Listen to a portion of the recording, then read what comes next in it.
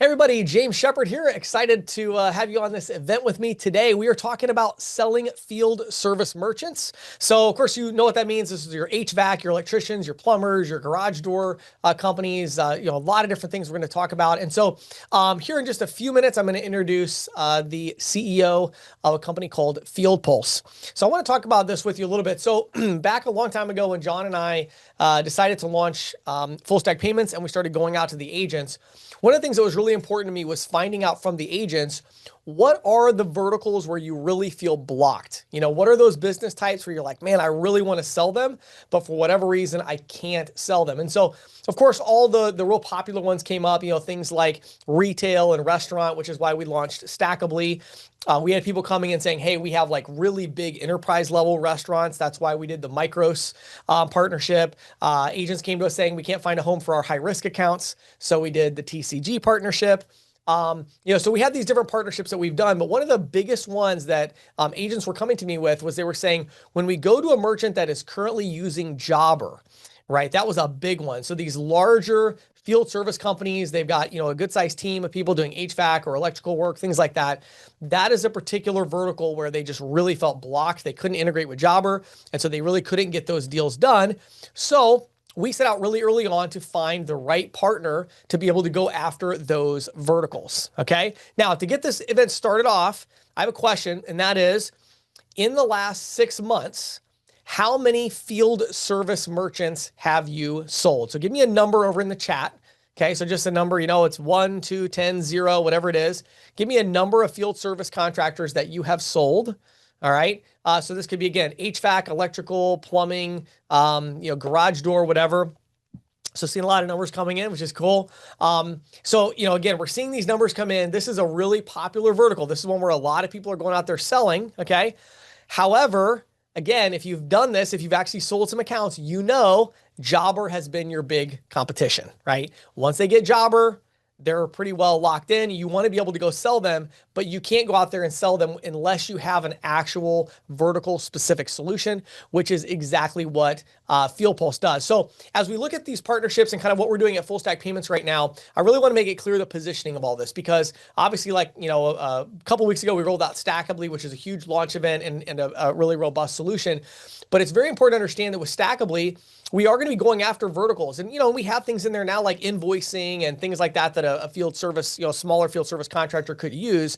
But what we also want to make sure we're doing is we want to make sure that we're having these really marquee partnerships with top solutions out there, because there are going to be so many merchant accounts you're going to go to, and they're going to want those really, really, those really verticalized features and integrations. And that's what we're talking about today. The other thing we're going to talk about today is dual pricing, which I know is near and dear to all of your hearts. One of the reasons why it took us a little while to launch this partnership, we've been working on it for a while, is because, FieldPulse, to their credit, they wanted to make sure that they had fully compliant dual pricing and that it synced with QuickBooks. So what we're going to do today is I'm going to interview Gabe, the CEO, here in just a minute. And then after that, we're going to get a short demo of what it looks like. And again, this will be a very high level demo. As usual, John will follow up and we'll do more of a training event. And then we're going to go to John to get an update on Full Stack Payments and also to do the Q&A. So as I'm going through this event, I know you're going to have a lot of questions. That's a good thing. Go ahead and type those questions out in the Q&A. And then when we get to the end of the event, John will do those. And then Gabe is going to stick around in between myself, Gabe, and John. We're going to do our best to answer all of your questions. So with that being said, I would like to go ahead and introduce our guest today here. This is Gabe. If you can go ahead and get your camera and your mic turned on there. So Gabe's created a really fantastic company at FieldPulse. They have just done an incredible job of going after this vertical. This is not an easy one to attack. There's so many features, so many integrations that are crucial to it. So give me just a second here. Okay, good. We got Gabe on there. Gabe, how you doing today? Hey, great. How are you? Thanks. Awesome. Awesome. So Gabe, do me a favor, just introduce yourself to my audience a little bit. Let them know your story. How did you get into what you're doing today? What's the story of FieldPulse and your story of founding it? Yeah, so I started FieldPulse about 10 years ago, as of September. And prior to that, I was doing IT consulting in mobility. So a lot of mobile application work. And this is back in 2015. So it was relatively newer. I was dealing with different service businesses that weren't using any technology and were making different mistakes. And so ultimately, I started it at out as a mobile concept with a prototype on iPhone. And then here we are many years later. And the system's evolved a lot, obviously, over the years, and we're constantly iterating and finding new channels and new partnerships like Full Stack. I love it. And it's been so cool just working with you and your team. Gabe, really appreciate the partnership. It's been a lot of fun. You have a very dedicated group there, especially on the payment side. A lot of times we work with software companies, and one of the big challenges is they just don't really care about payments at all, and they don't know anything about it. So I really congratulate you on having a team that's passionate about it. What I would love to find out, and I know what my audience wants to know is, what are the big pain points? And you kind of alluded to this, that when you started FieldPulse, you were seeing some issues and mistakes people were making. What are those pain points or mistakes that people are making, whether it's with current software or with just not using software at all? And then, what is FieldPulse doing to solve those issues? Yeah, so it definitely depends on if they're coming from an FSM, like a competitor, or they're on pen and paper, or some kind of hybrid in between. But ultimately, coming from pen and paper, there's a ton of pain points. Scheduling chaos, poor communication, double entry, slower missing invoices, lack of visibility into the work being done, accountability with technicians, lack of customer history, managing and dispatching teams, not being able to quote an invoice out in the field and on the spot.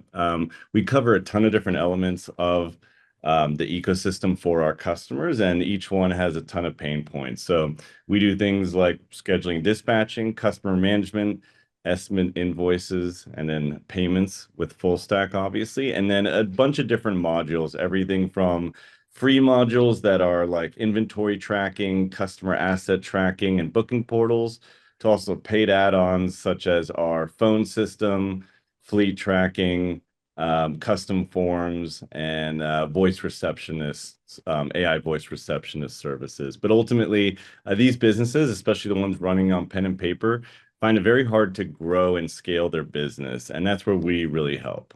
Sure. And so then what about the other ones? What about the ones, say somebody's using Jobber, which again is a name that my audience is familiar with. We don't know anything about it. We just know that everybody we try to sell is using it. How do you compare with Jobber when you talk to somebody who's currently using them? What is your pitch to them to switch to FieldPulse? Yeah, so the three we run into the most are Jobber, House Call Pro, and Service Titan. Right. And if you see where we sit, we're kind of in between a Service Titan on the very high end and House Call Pro and Jobber on the lower end. And against the Jobber House Call Pro, we're often more scalable in terms of the product, more robust feature set, but also less of a self-service and transactional experience, and more of a better customer experience with people through their implementation process as we're going deeper in the product with them and enabling more functionality. So looking at a Jobber House Call Pro, it's all about helping them grow more and with a better process where people are helping them along the way. Got it. Okay, that makes sense.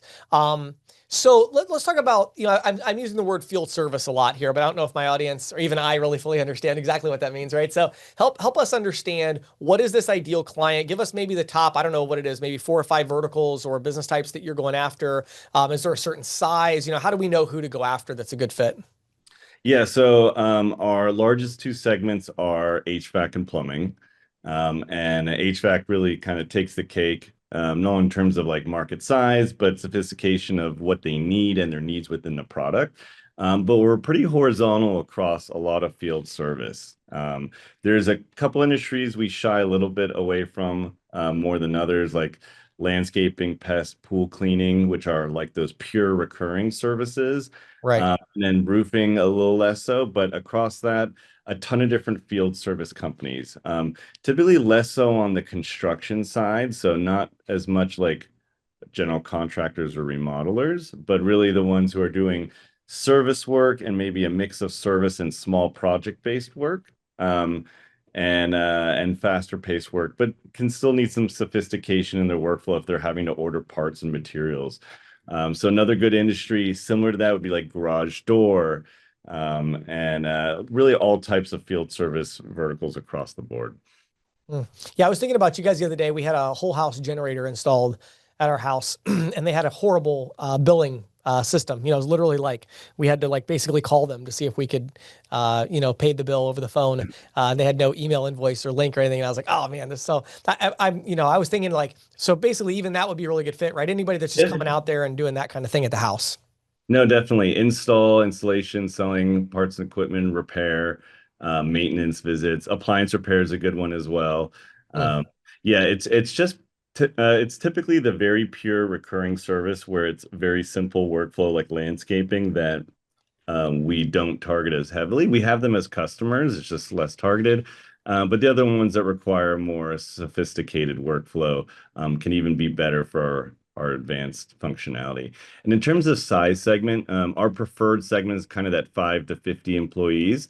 We also have some that are smaller, and then we have some that are larger than that. But the typical customer is not a huge company, right? It's the same company that are coming to your homes to fix your AC when it goes out in the summer. It's often small family-owned businesses. got it. Okay. So what I wanted to do, I have a couple other questions, but before I get into those, I want to dig a little bit deeper into the kind of the pain points, because one thing I was thinking about coming into this particular event is, a lot of times even kind of check myself a little bit because I'm like, when I was out in the field selling, what do I not know going into this? And so I thought we could maybe be helpful to break this down a little bit as far as the process that one of your clients would go through and how they would use the software. So can we start with like the estimate? So if I'm a HVAC company, let's say, and I get a call that somebody has a problem, and then they send a technician out to this property. How is that technician using FieldPulse just at a high level? What are the pain points or the solutions that you're providing in terms of making that technician's job a bit easier to be able to like give them a proposal and all of that stuff? Yeah, so we really touch everything from start to finish. And so, yes, it is a mobile app component and then a separate web app, but I'll even start from when the opportunity comes in. So if they're using our phone system, comes in, you can check the lead source from the phone line that's attached. They're creating the information, logging the job, logging the customer. They're dispatching a technician who receives their calendar on their phone. They're going to the job site, they're navigating there, they're tracking, they're on their way, they're sending maybe a trip tracking link to the customer so they can track their location. They have all the information they need. They're getting to the job site. They're likely clocking in and out for timesheet purposes. Depending on how they do business, it might be just for their company timesheets. It could be for billing the customer. It depends on the setup. From there, they're doing the work. They might be using our custom forms to go through like a checklist of the work they need to have done. A lot of the system is around accountability and guardrails and really making sure the technicians are doing what they're supposed to do and following the process of the company. And so a lot of times they'll have to provide photo updates and log comments to show what work has been done, what the problem is, stuff like that. Once they've done the work, they, and again, this depends on if it's a business where they're providing a quote and then winning a job and coming back later, or if they're doing it like a quote, a repair fix on site, and invoicing there. And these businesses do it differently, but we can handle the different workflows. But let's say they're finished the work. From there, they'll typically be invoicing the customer on the spot in front of the customer and then looking to take payment there. And that is a huge pain point for a lot of these smaller businesses where we still see a lot of billing coming from centralized dispatch, and they're following up with billing rather than capturing it right there on the spot in front of the customer. They're doing a lot of chasing. And so that's a lot of the value of having embedded payment so that your technicians can take payment right there. And then we extend past that as well from review requests on the follow-up, surveys, stuff like that. So it's really the entire experience from start to finish with the customer. Mm. Oh, that's really cool. So, all right, switching gears a little bit. I know the other thing that my audience always likes to talk about is dual pricing, for obvious reasons. They enjoy the margin and the benefit that the merchant gets from it as well. Talk about that a little bit. I know that you have just finished the implementation. I know that, I was working with your team for quite a while on that, and then they, had the QuickBooks side. But as I understand it, I think you guys were in beta and you actually have some customers who were using some different types of differential pricing. How has that gone? How's that been received so far? Yeah, no, it's good. So we ended up doing the dual pricing rather than the surcharging mechanism. And it gives us some flexibility. and a different way of displaying to the customer. And we've gotten good feedback. I think you're always going to get some people that either don't want to push it on to the customer, but it's optional. They don't have to use the functionality, Right. but we can enable it for them. I think one recent feedback that I heard that I didn't even think about was that they like how it shows the price difference for the customer versus them having to kind of do the math and figure it out themselves. Right. And showing the transparent options so that maybe their alternative is cash or ACH, but incentivized to use the payments for the easier transactions. So we expect it to also drive more payments, as our customer will be more likely to want credit card payments as they can shift the fee over. Versus prior to that, they really wanted cash payments because they would be eating the fee. Right. So far it's been received very well. That's great. Yeah, and by the way, for our audience, just to clarify, FieldPulse did a complete full stack payments integration, which includes not only kind of this automated boarding process, but also includes the ACH. So I talked about this on a previous event, but one thing that's been really annoying for our audience, Gabe, is that to get ACH going, especially for these types of merchants, it's like they have to do like a whole new merchant application for just for ACH and a bunch of underwriting hoops they have to jump through. So with us, what we do is we underwrite it for the card processing. As soon as they're approved for card processing, they are instantly also approved for ACH acceptance with the same underwriting guidelines, same high ticket, all that. And then that all kind of is automated and goes in. And so, yeah, so both of our teams have done a lot of work to really make that a seamless experience, and really excited about that. So last question I have for you, Gabe, and then we're going to get into a demo. So if you were an agent, right? So these are all salespeople that are listening. They're going to go out and, you know, call the person that did their AC last month, or they're going to cold call through a list of HVAC companies or whatever. In your mind, if you had to boil it all down, if you were just going to go out there and cold call people, what is the big hook? Like, what are the one, two, three things that's like, this is what you would focus on for that HVAC company or that plumbing company, something like that? What would you be talking about to them to kind of grab their attention, or any tips that you have for the salespeople?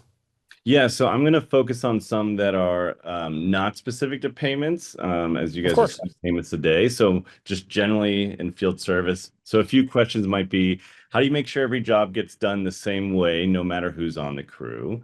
Um, and another one could be, I work with a lot of crews who feel like they're running 10 different apps just to get one job done. How are you managing it today? So people who have fragmented apps for different things, maybe one for invoicing, one for timesheets, one for payments and scheduling separate. Um, and another question would be, what's your biggest headache right now? Scheduling paperwork or keeping guys on task? Um, and That's a good one. do you ever feel like you're running the business from the truck instead of the office? And really trying to help them professionalize their business and be more like a business owner than kind of running their business as a job, really getting them to manage it remotely. And another intro would be, if I could show you how other contractors are saving 10 plus hours a week and growing 78% year over year just by automating their workflow, would you give me some of your time to show you? And these are things I pulled from the sales team. So Yeah, I love it. No, that's great. And by the way, FieldPulse has some really, really good salespeople. I've been able to interact a little bit with that, and it's really impressive. And so, yeah, and we'll get to this in a minute. I'm gonna have John talk about this at the end, as far as the structure, being able to schedule a demo, or set up the payment account and all that. But this is gonna be a great partnership because, again, we do have that expertise, which is gonna be needed.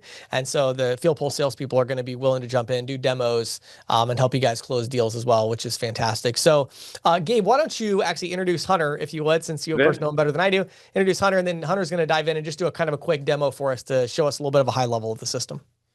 yeah, so Hunter from the Field Pulse team will be doing the demo for you guys, and he's on our partnerships team that will work directly with all of you. So thank you, Hunter. Awesome. Thanks, Gabe. Thanks, James. Give me just 1 second here to share my screen. Sure. So what you're looking at here is the FieldPulse dashboard. So this is just a demo sandbox account. It's the one that our salespeople use to show FieldPulse to our clients. And kind of touch on what Gabe spoke about earlier, we have both the web app version as well as the mobile app. So obviously what we're looking at now is the web app version. I'm going to be the admin and owner, and then of course you have your techs out in the field that would be operating the app as well. So this is the Pulse dashboard. Again, this is the front page. You have all your tabs over here as well. You got your customer tab. This is going to be your built-in CRM, exactly what you'd expect to see there. Your scheduling tab, that's going to be essentially your whiteboard with all the jobs lined up for the week. You can break it down by tech. Work tag, this is where all your jobs will live. Sales, this will be estimates, invoices, purchase orders, price books, things of that nature. And then, of course, you got your management and company settings, which I'll gloss over today just because that's kind of more of your back office setup as well as admin stuff. But first, starting with the Pulse dashboard, everything you're seeing here is fully configurable. So depending on what type of business you are and what type of business owner you are, you might have different things that you care about more than others. So any data captured within FieldPulse can be reported on and then turned into a widget. So some of the examples you see here are invoice and estimate sales.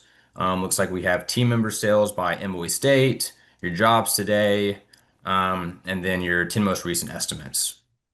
So you can configure this to however you'd want to. For example, if you're interested to see, what payment method your customers are using, you could actually configure a pie chart up there. And you could say, hey, 40% of your customers are using credit card, 40% are paying ACH, and then the other 20% are using a mix of check or Zelle or something to that effect. Another thing to quickly point out too, it's a question we get a lot. A lot of times these businesses, their techs actually have to go out to an area of the country, a business or a residence that might not have the best cell signal. We do have an offline mode, so anything they do within the app will be captured and then sync back up once they get back into cell connection. But we'll hop over to the customer tab real quick, and I'll just pull up an example customer. So I'm gonna scroll down here to Jerry Jones. We are Dallas based, so this is one of our high profile customers, of course. So customer record, you're gonna see all the basic information you would expect to see. Address, contact information, phone number. Something cool that we can do on the customer records as well as the job records is add these tags. So obviously for Mr. Jerry Jones here, we added that he's a VIP, he's a celebrity, and then looks like at some point we gave him a 10% life discount. So there's little tags you can add, and you can make them whatever color you want, whatever text you want. Just super helpful to mark certain customers or jobs with important information. Of course, here on the customer record, we can add our additional contacts. So, maybe Jerry's not available. We actually have to talk to either Mr. Troy Aikman, maybe Schottenheimer, his son Steven. And then, of course, if a customer has multiple locations, you can add those here. And then kind of what Gabe was saying too, you can add files, so pictures of job sites, things of that nature, and then all your customer history down below. Okay, we're gonna hop over to the scheduling tab. So the view I really like to show is this list week view. So what you're seeing here is all the jobs we have scheduled for the week. So the different colors you see are gonna be depending on the different job status that they're in. And I'll show you what I mean by job status here in a second. But as you can see, pretty intuitive. You can drag and drop to reschedule, but if you hover over it, you can see who's it assigned to, what customer it's for. This one here, you can see those dots on the right-hand side. And then as I hover over it towards the bottom of that pop-up box, you can see the tags that we've added to this particular job record. Looks like this one's a two-man job, also a 10% discount. I'm gonna pop into this one right here. So this was in the blue status. This is a warranty repair. It's currently in the new job status. And then something important to talk about, and something that Gabe mentioned earlier, where if you're the business owner, how do you ensure that your guys are out there doing the job the way you'd want it to be done? Well, with FieldPulse, we accomplish this with our custom status workflows. So this particular one, you've got 7 or 8 steps here, but these status bars are fully configurable. So it can say whatever you want. It can be 3 steps long. It can be 20 steps long, just depending on the type of work you do. Because as you can imagine, we have customers in the HVAC space. We have customers in, appliance repair, septic install. The jobs that they're doing are vastly different. So the steps are going to look very different. So when this is moved to new job to say scheduled or on the way, a few different things you can do. So you can set up automated customer communications. So when my tech is actually out in the field and he marks this job to on the way, we can actually prompt an automatic communication via text or email to the customer, letting them know that the tech's on the way. Same when this gets to inspection and final invoice, you can send automatic reminders for invoices with a link to actually pay the invoice to the customer if you didn't take it out there in the field. And just to show the contrast, I'm going to go back from this job record and I'll pop over into a different one. Let's do this warranty repair on Wednesday. And you can see here, you have the address for where the actual job is, when it's scheduled for. You can see we have a job notes section. So the gate code, hey, by the way, you're going to need an extension ladder, and heads up, Chuck, our customer, he's hard of hearing. Um, a lot of questions we get too is, if you think about a business, maybe they're going and they're installing something and it's going to take more than one day. Yet you don't want that to be separate jobs. All you have to do is simply add a site visit, and that will add different site visits that your guys go out to the actual customer site to do work, but you all want it to roll up to the same job record. Okay. I'm gonna go back to the customer tab because I want to show everybody how we do an estimate. So I'll go back to our customer, Jerry. And let's say we want to create an estimate, because something really cool about FieldPulse is one of our tools, a good, better, best option, so we can actually create those proposals using FieldPulse. So if I'm a tech out in the field and I wanted to provide a good, better, best proposal to a customer, I could open up this price book. And you see a lot of price books uploaded here. That's just because this is a demo account. Most customers usually only have one set up, maybe two, depending on the type of business they are. But I'm going to jump into this HVAC system replacement price book. So what I'm going to do is, I'm the tech. I want to give my customer some options. I'm going to add this 1.5 ton unit with the surge protector. I'll add the 2 ton with the surge, and this 2.5 ton with the surge. I'll click submit. This will take me back into the FieldPulse app, and what it'll do is it'll give me 2 different options. I can either create a traditional estimate, so this would be if I wanted to present the customer with the option to buy all 3 for whatever reason. However, what I'm going to do is estimate options. And so as that populates, what it's going to do is load the item that I actually put in the price book with all the necessary components that my tech would actually need to install it. It's going to do that for all 3 that I selected. So something cool about that, I can go to save the estimate, and then I'll show everybody a preview of what that would look like if your tech's actually out in the field and they were presenting that to a customer.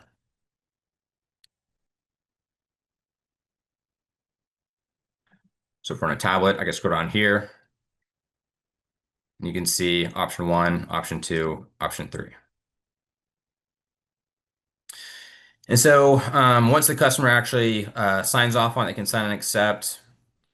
Then we actually do the job. I'm going to pop over and show you what it would look like when we accept the payment. So this is an example invoice we created. You can see the total amount due is $10. But I'm going to go to a preview to show everybody what the dual pricing would look like. So as you can see here, this is the invoice for the test. Looks like they purchased, 2 test item 10. And this is where you can see the dual pricing enabled. So amount due for card, $10.40. Amount due for ACH or cash is going to be that $10. And of course, you can see what it looked like if you were the tech out in the field presenting that to the customer as well.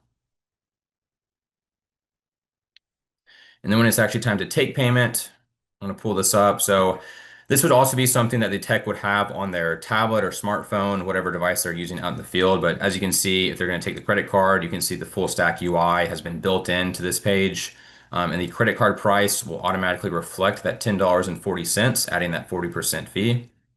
And then, of course, if I switch over to ACH, that shows the default pricing of the $10 if they opt for the ACH or the cash price. So I know there's a super high level look at FieldPulse. I know James had mentioned that we would set up a more in-depth training to go through more of the system, but I'm also more than happy to meet with anybody on this webinar one-on-one afterwards to kind of go in depth or ask questions. Awesome. But with that, I'll pass it back to you, James.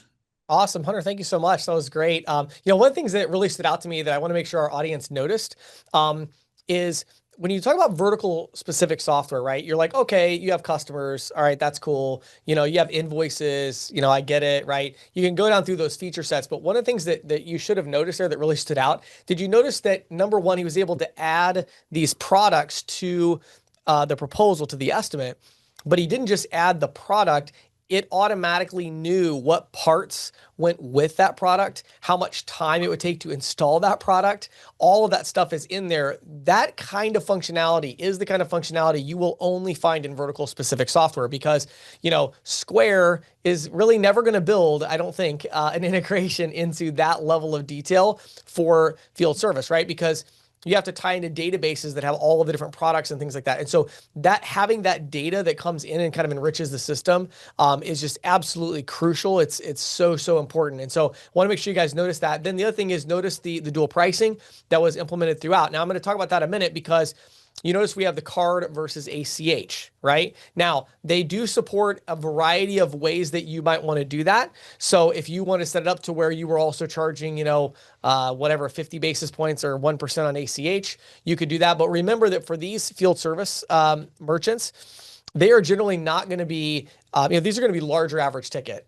And so you are going to want to give that customer that no fee option. So they're going to want to have like he showed, 1040 versus 10, because what that's actually going to be is like $1,000 and, 1,040 or 1,000, right? And so generally what's going to happen in those cases, you're going to give that merchant a pretty good ACH price, right? So you might only charge them, whatever, 30, 40 basis points on, and 10 cents a transaction or something like that. And they're going to eat that cost, but then they're going to eliminate the card processing cost, right? And so, you can do it that way, but there's a variety of different ways that you can do it. And so we have those already built out in the system with different like templates. And so John's going to speak to that more here in a minute. So the dual pricing is already there. One other thing I wanted to mention real quick that Hunter didn't touch on is the QuickBooks. Like they have done an incredible job. It's really impossible to like demo that QuickBooks integration because it's QuickBooks, but it is really robust. I had a lot of conversations with their team about it, and they made a fantastic dual pricing integration into QuickBooks that is going to reconcile transactions correctly. It's a two-way integration. It's really, really nice. And so most of these field service merchants are using QuickBooks, and that is built in with it. Now, in this event, we're not going to dive in too much of the pricing of FieldPulse. There's a couple different ways that we have structured it. To begin with, there is a cost per user that uses the system. It's very competitive with Jobber and other solutions that are similar. But again, what's going to be the focus of it is John's going to get all this stuff out to you in the training, but there's going to be a fantastic solution that you can now offer to these businesses that's going to help them to run their business better, have the dual pricing, have the QuickBooks integration, everything built into that. So with that being said, I'm actually going to turn over to John for a minute. And John, what I'd like for you to do is talk to our team about how this works in the app for those who maybe don't even know anything about full stack payments right now. It's like they download the app. How do they submit a merchant account? And then also talk about the compensation, because I know we did something pretty cool with this one that we haven't done with any other external software vendors. So John, I'll turn it over to you. Yeah, so with Full Stack Payments, if you're new to the platform, when you download the Full Stack Payments app, basically everything that you want to do is on the app on your phone. So you download the Full Stack Payments app, and then we have a basic, agreement in there. One of the things that's really unique with our platform is you agree to our standard, full stack agreement, but then individually you'll see compensation plans for each of our ISV partners. And those compensation plans look a little different. So with certain ISVs, we have, different residual split structures. With certain ISVs, we have different bonus structures as well. And so you can see those per ISV. So for FieldPulse, for example, if you're trying to submit a deal to FieldPulse, you can go in, you can look at the FieldPulse compensation plan, which for that one, you get a 50% residual split with a $400 bonus upon merchant activation. So with some of the other ones, we do like a demo bonus and things like that. We've gone back and forth with some of those models as well. But we're really excited to offer a bigger bonus for actually getting an account that comes across the line for you, the agent. One of the things that's definitely different with this model is for FieldPulse specifically, this is the first time we're rolling out a partnership where you, the agent, can schedule a demo for FieldPulse, where FieldPulse is going to have somebody on their team complete the demo with the merchant. But then you're going to get notified that demo has been complete, and you can then sell that merchant the processing as the agent. So what that means is you can actually go into that appointment, and you can click a button which is going to enable you to create the merchant application right from that appointment. And so you as the agent actually have a little more control than some of the other partnerships we've rolled out in the past, because you can, still sell that merchant dual pricing at 4%, or you could still sell them dual pricing at 3%, for example. We do have the ability for you to price the merchant on Interchange Plus or on a true flat rate option as well. And so really, the flexibility for you as the agent is kind of endless with this partnership. So it's kind of like you're putting FieldPulse in your corner as part of your team to do the demo, knock out the features, knock out all the questions that the merchants are going to have that you might not be able to answer and that you don't have to answer, but then you can come in and be the expert on payments, get them across the line, get the yes, help them fill out their merchant application, the whole 9 yards, all within the Full Stack Payments app on your phone. So really excited about that. We rolled out Stackably like 2 weeks ago. And with that one, it was a little different because you as the agent literally just sells Stackably from start to finish, and we're not really demoing Stackably. So we're rolling out all these different partnerships, where they're kind of working different ways. But I'm excited to see how this model plays out, where we have both things working simultaneously. So. Yeah, I like it. The other thing I'll add to that too is that, what we tried to do with this partnership was we really tried to give agents that flexibility, but also because FieldPulse actually did a full integration. So one of the issues we've run into in the past is like with different software partnerships that we had where we're like, hey, this didn't work as well as we wanted. A lot of times it was because they were using a different gateway or they weren't using our same merchant onboarding or whatever it was. With this one, it was like a full, complete integration. And what that means is that for a lot of you that have done these deals with other software companies where you've been trying to place deals with them and you end up all this finger pointing between like, well, whose fault is it that this isn't working? Is it the gateway? Is it the software company? Is it the processor? You're not going to have that here because it is a seamless integration. And so as far as the merchant is concerned, they're just using FieldPulse, right? And then you're doing the payment processing, but it's all fully integrated. So their experience is going to be the same as if they were with a company that was running a PayFac model and just directly boarding the merchant account. It's really a very similar experience. Also, to go back to what John was saying a minute ago, after a demo, if a merchant, FieldPulse can also send out a merchant app, and that merchant app is attached to that appointment. So you can go in there and even let's say you saw and like, oh, wow, they actually did the merchant app right away, right? And they're already ready to go. Well, then you could look at that and say, well, hold on, they're only 97% complete. And you click on it and see, hey, they forgot to put the right phone number in, or they didn't add some piece of information. You reach out to that merchant and follow up, fill in that missing piece of information and send it to them for final approval. So it's really a nice way to, again, have that seamless experience where you are truly in partnership with the software company. So to me, FieldPulse is like, the partnership that I really wanted to have with the software companies, but early on it was really difficult because we just didn't have the leverage to do that. We didn't have software companies willing to make that kind of investment, but FieldPulse has really, again, to their credit, just put in a ton of money and time to make this integration work and to make it seamless. So I'm hoping that all of you are going to help me out and prove me right to FieldPulse that it was a good idea for them to do that by boarding a bunch of really high value merchant accounts.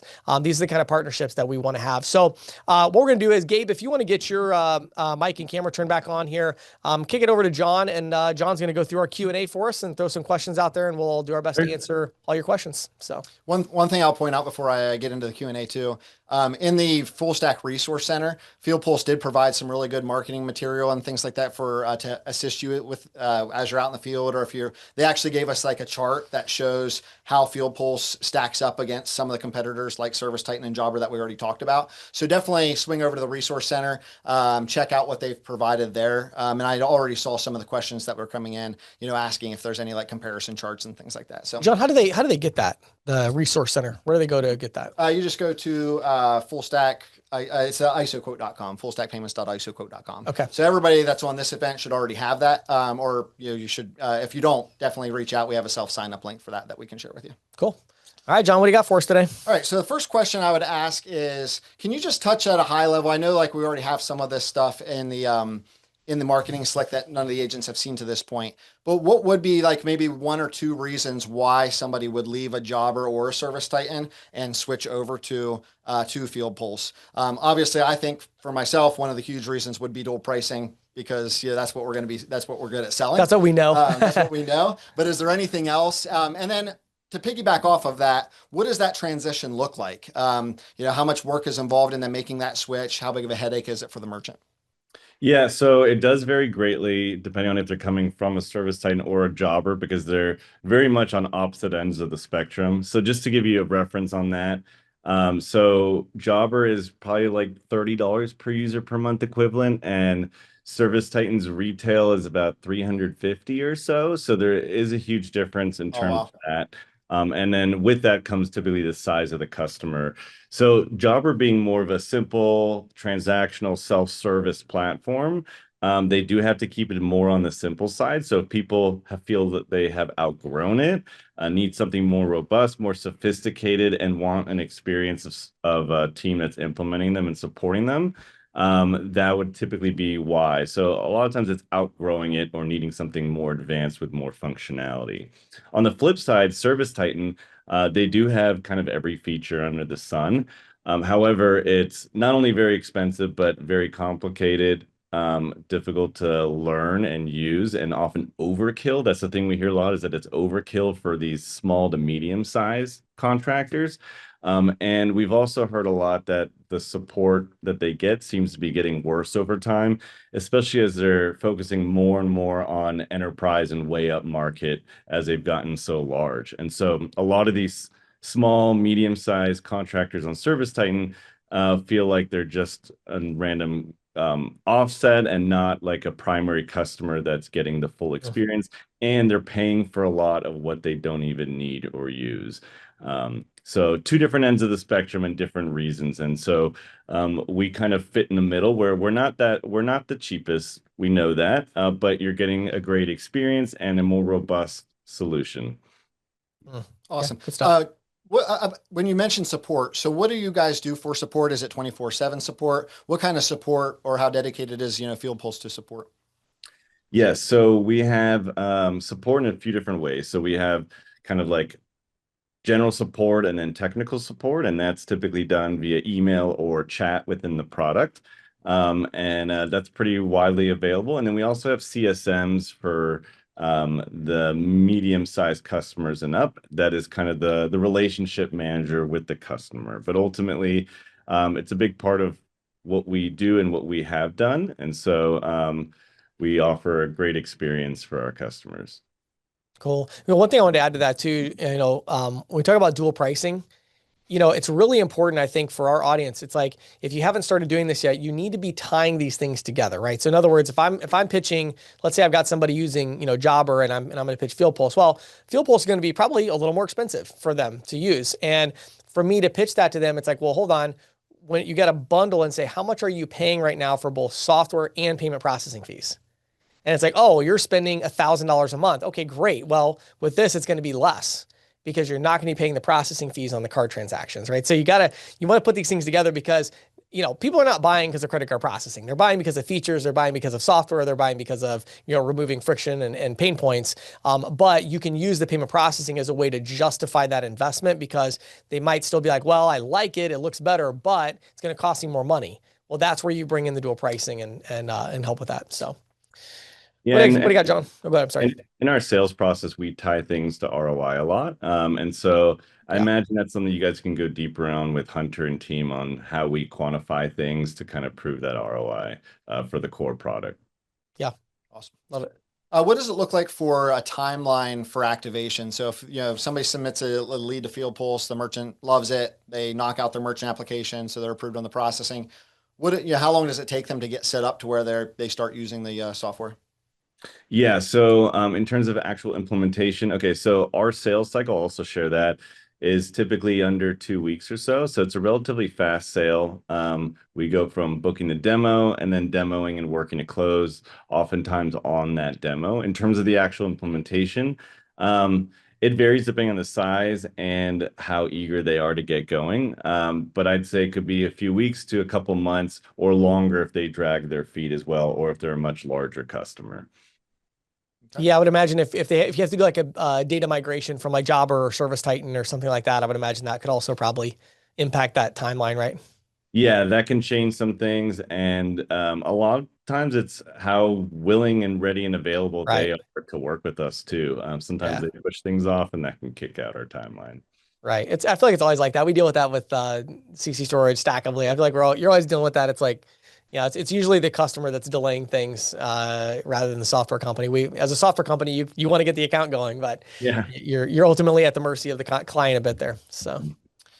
We had a couple different integration questions. So James, you already mentioned the QuickBooks integration.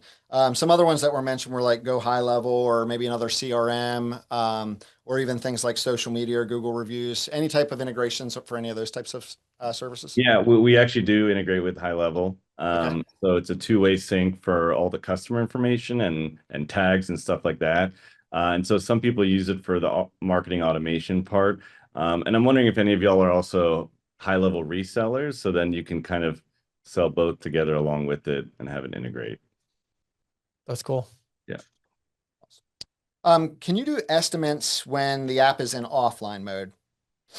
Um, Not at the moment, but this is actually something we should be doing very shortly.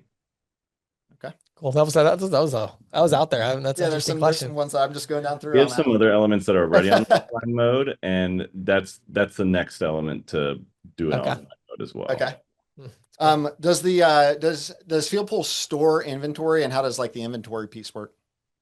Yeah, so we track inventory, and you can and purchase orders and replenishment too. So you can also set like min and maxes where it needs to be replenishment and auto draft purchase orders. And we do some stuff with industry suppliers as well, and we're building out a bit more around that. But on the inventory side, both kind of regular parts, but also serialized inventory. So if they're tracking, let's say, specific HVAC units that aren't installed yet, and they want to track it on a per serial inventory, we have that level of inventory. We have multiple hubs. So if they track inventory in different trucks, different warehouses, and they transfer, they can do all of that as well. Very cool. It seems like I have quite a few different questions, and a lot of them are around like, hey, would FieldPulse be a good fit for this type of industry, like painting? You know, we had septic services, Porter John rentals, you know, all Yeah, this, all septic these types of. is a very strong one. What is? Septic, of you mentioned, was a Okay. very strong one. The other ones can be. It kind of depends. There's like different degrees of fit. It also depends on their appetite to invest in something like this. So that can change it because painting can be good, and we have a bunch of painting customers. However, not everyone wants to put in every individual team member on an account, and sometimes they treat crews as like users. So it really depends, but an appetite for investing in software for their team matters as well. So, and I think if I understand it correctly, Gabe, I mean, your billing model, right, is like a per user model. So I think what you're saying is some of these, you know, maybe even smaller companies, they don't quite see in their mind, they're like, oh, there's not an ROI to add all of our users. So we're just going to run it all out of one account, or we're going to set up one account per crew instead of one account per user. Is that what they're doing?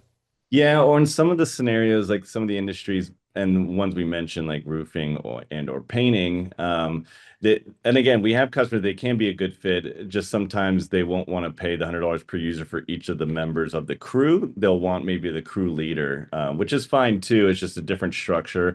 Our core is really more the service work where the technicians are customer facing and interacting, and handling the entire workflow.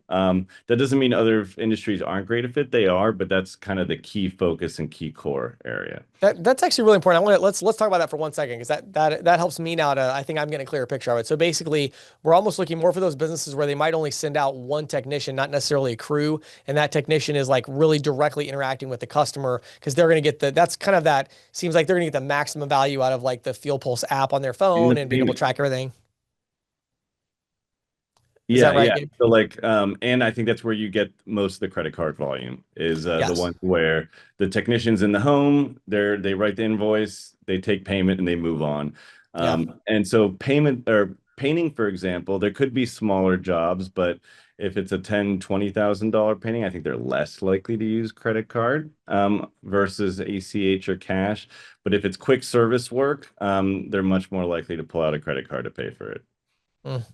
Yeah. Good stuff. When we were in the beta stage, we had somebody, I think, submit a lead that was like a commercial electric company. And so would you say that might not have been a great fit just because of the size of like a commercial electronic company?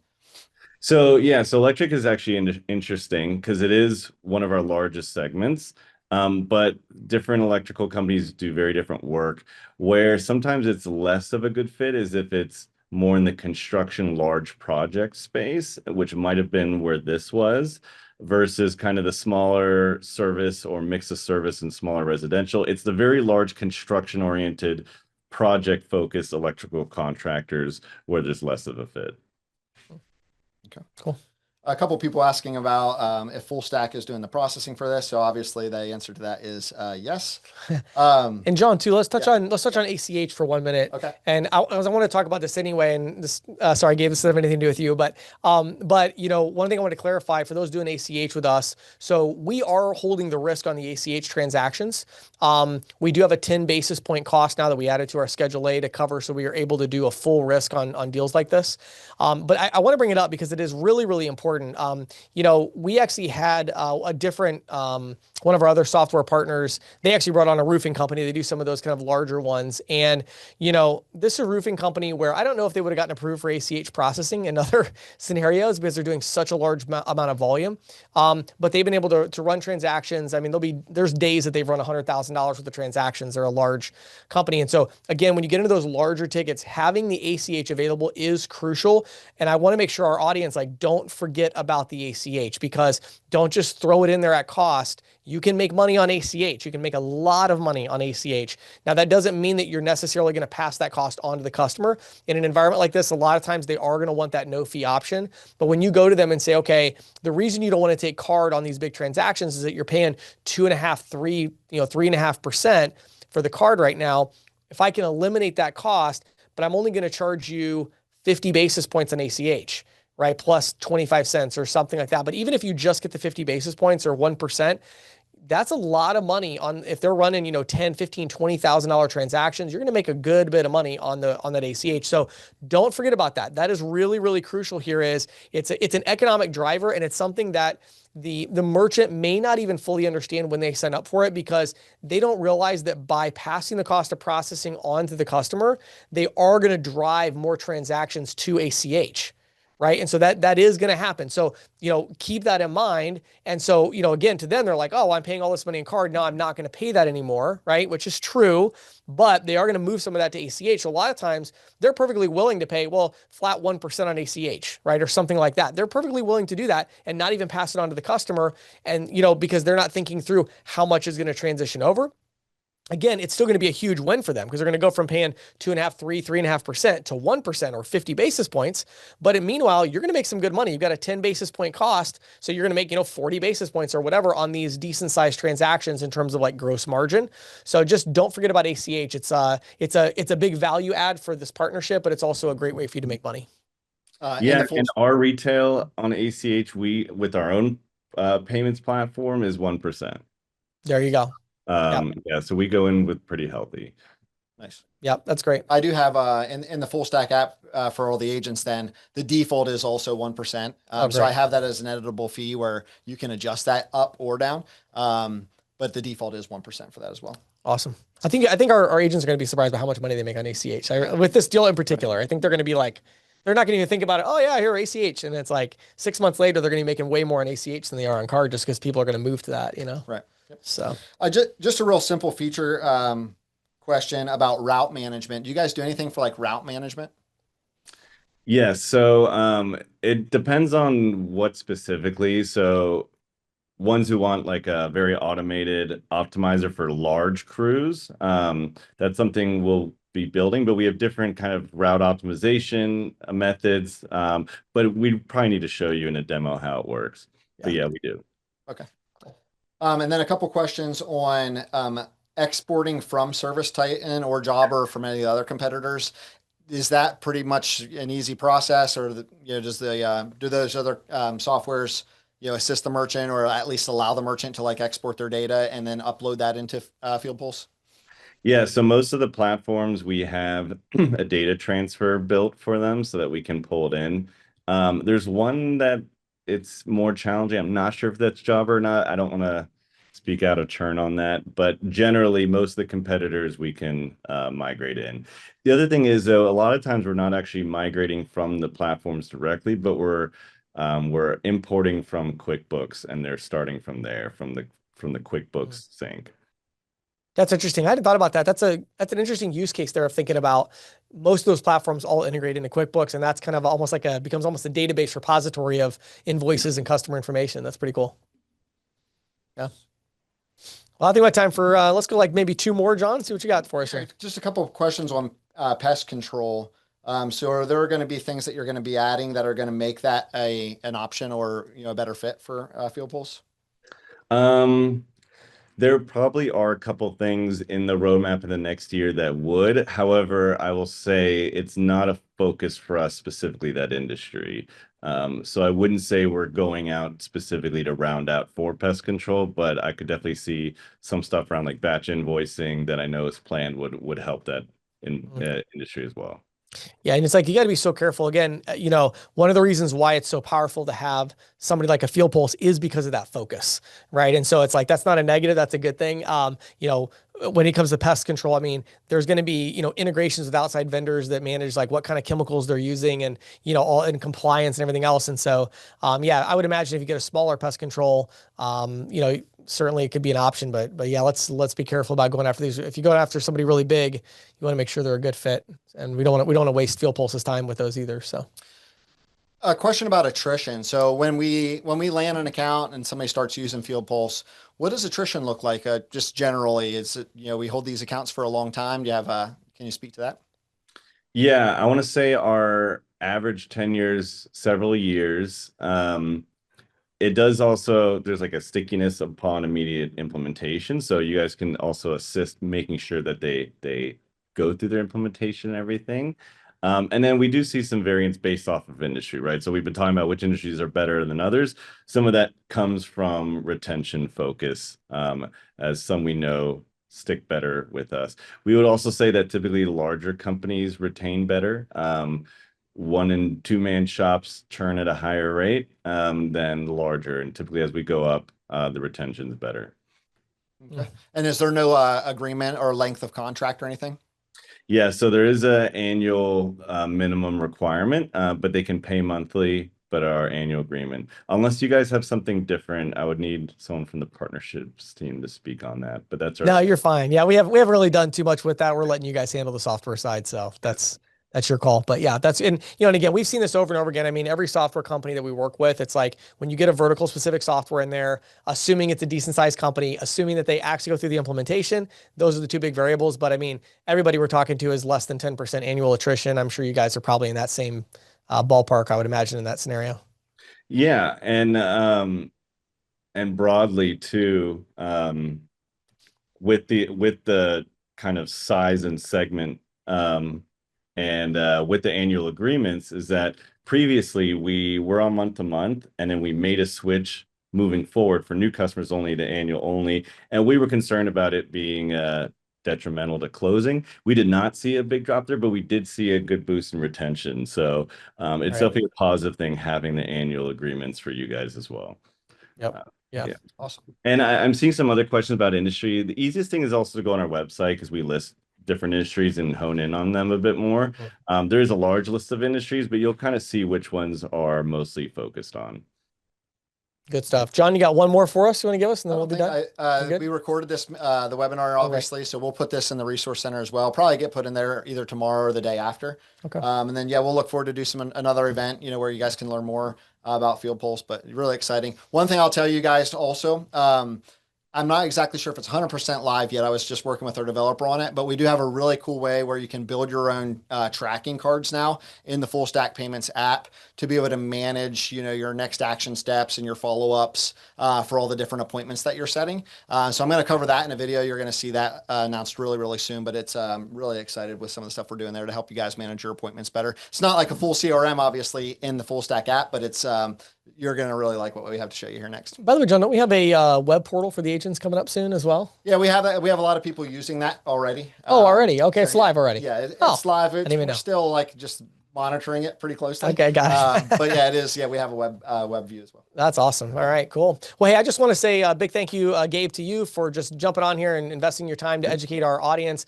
Really appreciate the partnership. Again, I want to give a call to all the agents that are watching this. Maybe you're watching the replay. Get out there and sell an HVAC company, sell a plumbing company. Get out there and get some accounts. These kind of partnerships, this is what all of us have said that we wanted for years, right? It's like we want these big vertical specific software companies to agree to partner and let us get money from the payments. And like, this is what we wanted. Now we've got it. Now, if we want to continue these kind of partnerships, now we got to prove it. And we got to go out to FieldPulse and say, hey, look at all these deals we're bringing you. So let's make it a point this next week to get out there and call some HVAC companies, call a plumbing company, find some good accounts, and let's start working with FieldPulse. I really want this next week. I'd love for them to reach out to me and have Gabe reach out and say, like, James, you're gonna have to slow down a little bit. I don't know if we can handle all these leads. That's what I want to hear. So let's get it going. So again, Gabe, thank you so much for your time. Really appreciate it. Yeah, thank you. And I just want to say we're very vested in making this work with you guys. We have a great partnerships team, Hunter, Ricky, everyone available to help. And so use this as a resource and let's make it happen. Awesome. Love it. Hey, Rory, thank you so much for all your time today. Appreciate it. Wishing you all great success.